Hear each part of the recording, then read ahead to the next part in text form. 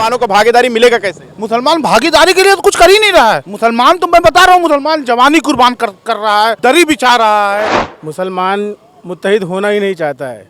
वो हर तरह से हर पार्टी के साथ में बटा हुआ है। जिस तरह से लोगों को संगठित होना चाहिए वैसा कुछ नहीं हो रहा है। तुम इनका वोट लेते रहोगे जिंदगी भर दरी बिछाते रहे, तुम्हारे पीछे पीछे। इतना बड़ा हज हाउस दिया है अखिलेश यादव ने। हज हाउस से मुसलमानों की स्थिति सही हो जाएगी। भारतीय जनता पार्टी का एक ही नारा है, सबका साथ और मुसलमानों का विनाश। आप मुंबई के रहने वाले हैं, ये मुंबई से आए हैं, मुंबई से आए ना आप? बिल्कुल बिल्कुल, वहाँ के लोगों ने खुद इस बात का प्रूफ, इसमें कोई दो राय नहीं है। नसरुद्दीन अवैसी कह रहे हैं कि मुसलमान एक दिन एकजुट होगा, आपको लगता है? ओवैसी मुसलमानी की बात करते हैं, सिर्फ गलत बोल रहे हैं। ओवैसी से मुसलमानों की नहीं बात करता, ओवैसी देश के मजलूमों की बात करता, संविधान की बात करता है।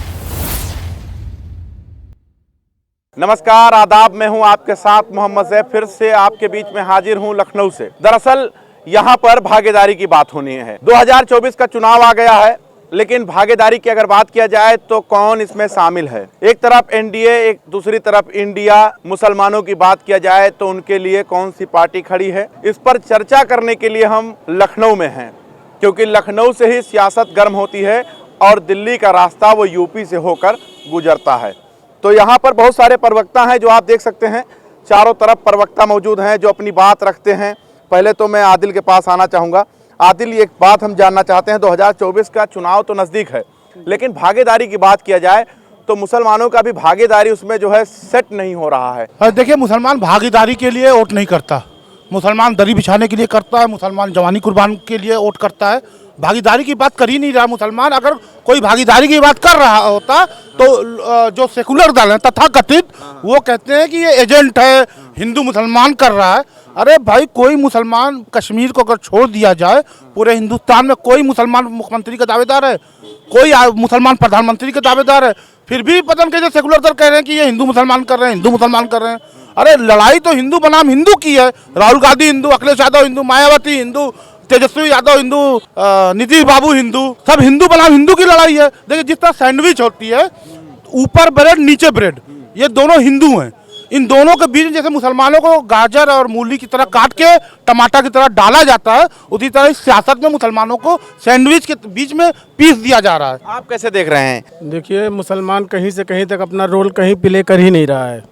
मुसलमान मुत्तहिद होना ही नहीं चाहता है। वो हर तरह से हर पार्टी के साथ में बटा हुआ है और हर कौमें जो हैं 2024 के लिए कुछ ना कुछ तो कर ही रही हैं, लेकिन मुसलमान या तो स्टेजों पे फायरिंग कर रहा है, या तो ज़मीनी स्तर पे मुसलमान का कोई काम नहीं। कोई भी मतलब जिस तरह से लोगों को संगठित होना चाहिए, संगठित होकर वोट डालना चाहिए जिससे कोई एक रिजल्ट निकले, वैसा कुछ नहीं हो रहा है। आपको लगता है नसरुद्दीन अवैसी दिला पाएंगे? बिल्कुल दिला पाएंगे, अगर उनके साथ में लोग जुड़े हैं। मतलब उनकी भीड़ तो जमा होती है उनके लिए, लेकिन वोट में कन्वर्ट नहीं होते लोग। शायद वो चार जहां बढ़ जाता है, लेकिन यहाँ पर सवाल यह है कि एक तरफ कांग्रेस है, फिर दूसरी तरफ समाजवादी है, बसपा है, सारी पार्टियां हैं, लालू भी हैं। तो आपको लगता है इन सारी पार्टियों ने जो है मुसलमानों के लिए कुछ किया है? कुछ नहीं किया है। इनका सिर्फ वोट लिया है, दरी बिछवाई है, इनको न पढ़ने दिया, न इनको किसी से, बस इनका सिर्फ दरी बिछवाया है। और क्या दरी, और क्या आज तक का कहीं पे आप इनके बड़े रहनुमा बनते हो तो इनके आज तक का तुमने भागीदारी कहीं क्यों नहीं दी? तुम इनका वोट लेते रहोगे जिंदगी भर दरी बिछाते रहे, तुम्हारे पीछे पीछे। इतना बड़ा हज हाउस दिया है अखिलेश यादव ने। हज हाउस से मुसलमानों की स्थिति सही हो जाएगी। हज हाउस से उनको पढ़ने लिखने के लिए उनको सरकार में भागीदारी। अभी राज्यसभा सदस्य हुआ, तुम वोट ले रहे हो, उनको क्यों नहीं दिया? एक सीट दे देते, तुम उठाकर मुसलमानों को राज्यसभा भेज देते उत्तर प्रदेश से। और क्या किसी ने एक को भेज देते? उनका वोट ले रहे हो तो आप भेज नहीं सकते हो? 111 सीटें ऐसे नहीं आ गई अपनी सपा में, जो मुफ्त मुसलमानों ने सपा को वोट दिया था। लेकिन सपा में आजम खान को मिनी सीएम कहा जाता था, ये भी तो आप भूल गए क्या? आप उनकी स्थिति भी देख रहे हैं, उनकी स्थिति भी वो है कहाँ? आप तो नेपथ्य में चले गए, कहाँ रह गए? ये इनको क्यों नहीं दे पाएंगे? सवाल है, क्यों नहीं दे पाएंगे? नहीं दे पाएंगे, इसलिए नहीं दे पाएंगे। 86% मुसलमान अखिलेश यादव लेके और अपनी सरकार बनाते हैं, और जब अधीनस्थ वोट में कहीं बैठे हैं राजकिशोर यादव और लोक सेवा आयोग में कहीं बैठे हैं अनिल यादव, समझो मुसलमान नहीं कहीं पर रहेगा। और आज जो आजम खां की दुर्दशा हो रही है, ये देन समाजवादी पार्टी की है। पीडीए का नारा माननीय अखिलेश यादव जी दे रहे हैं, मुसलमान को नहीं भेजा है। और दूसरी चीज हम आपको बता दें, बदरुद्दीन अजमल साहब को सॉरी ओवैसी साहब अगर कोई बात बोलते हैं तो ये लोग कहते हैं बीजेपी भी टीम दलाल। अखिलेश यादव भी आज अपना को सीबीआई से बच रहे हैं और बहन जी भी 3 बार सरकार भाजपा से चला चुकी हैं।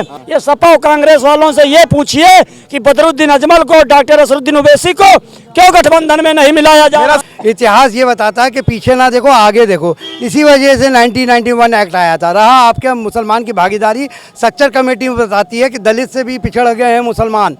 और मैं बीजेपी कितना सबका विकास सबका करती है ये आप जानते हो।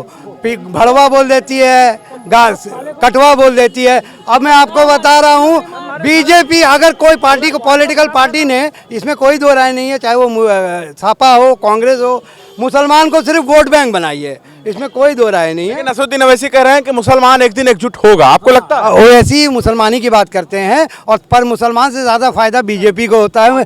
सिर्फ गलत बोल रहे हैं। ओवैसी सिर्फ मुसलमानों की नहीं बात करता, ओवैसी देश के मजलूमों की बात करता है, संविधान की बात करता है। सिर्फ मुसलमानों की बात करना उसके ऊपर इल्जाम है। ये नहीं वो इल्जाम है, मुसलमानों की सिर्फ बात करता है, वो संविधान की बात आपको लगता है सिर्फ मुसलमान की बात करते हैं असदुद्दीन ओवैसी? अगर ऐसा होता था तो महाराष्ट्र के अंदर कम से कम 154 नगर सेवक जो हैं वो गैर मुस्लिम हैं। और अगर वो सिर्फ मुसलमान की बात करते तो अब तक हो सकता है कि हिंदुस्तान से उनका बाइकाट हो जाता। वो हर तबके की बात करते हैं, खासतौर से मजलूम, गरीब, दलित, हर तरह के जो भी कास्ट हैं, जो निचले दबे कुचले लोग हैं, हर किसी के लिए ऐसा साफ बात करते हैं। लेकिन आपको लगता है असदुद्दीन ओवैसी कुछ उत्तर प्रदेश में खेला कर पाएंगे? इंशाल्लाह जरूर कुछ ना कुछ तो खेला होगा ही। खेला कर जाएंगे? बिल्कुल। आपको लगता है खेला कर जाएंगे? मुझे नहीं लगता। मुझे अपनी कौम से उम्मीद नहीं है। मैं ना उम्मीद हूँ अपनी कौम से, मैं अपनी कौम से ना उम्मीद हूँ। क्यों अपने कौम से ना उम्मीद क्यों? क्योंकि उसको दरी बिछाने में सबसे ज्यादा मजा आता है, जवानी कुर्बान करने में सबसे ज्यादा मजा आता है। क्योंकि मेरी कौम यही काम करना जानती है, उसके अलावा कोई काम करना नहीं जानती। कोई काम मेरे कौम को बता दीजिए राजनीतिक तौर पर कोई बढ़िया काम किया हो, यूनाइट होकर कोई बड़ा फैसला लिया हो देश इसमें, मुसलमान इसमें, दबे कुचले मुसलमानों के इसमें नहीं लिया है। मुसलमान कभी नहीं लिया है।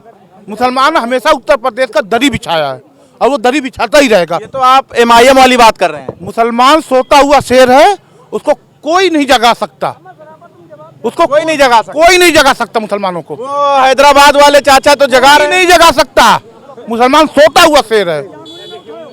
हैदराबाद वाले चाचा जगा रहे हैं। देखिए मुसलमान को फायदा अगर किसी को कराया है वो बीजेपी को। बीजेपी से सबसे ज्यादा फायदा मुसलमान से हुआ है। अगर मुसलमान झंडा उतार ले बीजेपी का तो आज बीजेपी गिर जाएगी, क्योंकि बेचारे के पास 80-20 करने के लिए कोई बचेगा नहीं, मंदिर मस्जिद करने के लिए कुछ बचेगा नहीं।